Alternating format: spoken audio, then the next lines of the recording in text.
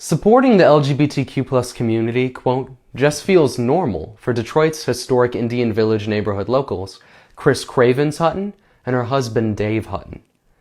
The couple, who met in the U.S. Army, purchased their sprawling home on Burns Street in 2019 as a major work in progress.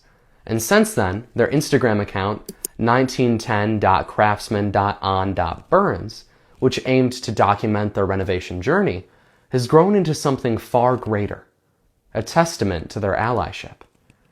A moment of confrontation from a man who approached their home and demanded they take down their June Pride decorations due to religious reasons during a neighborhood and garden tour led to Chris posting a response video. Before she knew it, they had gained 13,000 followers. Chris said it's important to defend LGBTQ+ community members because despite the fact that we may all come from different backgrounds, we're united in our shared humanity. Quote, "We live in a little historic village over here in Detroit," Chris told PrideSource, "and from all over there's people in my neighborhood who are original Detroiters. But so many of us have come here from different places. Some of us are married, some of us are single, some of us people in long-term commitments, some are gay, some are straight. We are everything.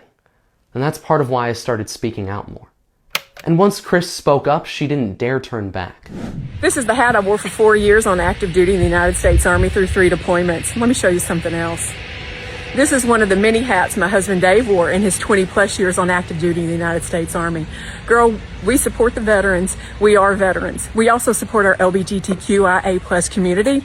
And if you can't see intrinsically how those two overlap and come together, there ain't nothing I'm going to say that's going to help you get that. Do better. Be better.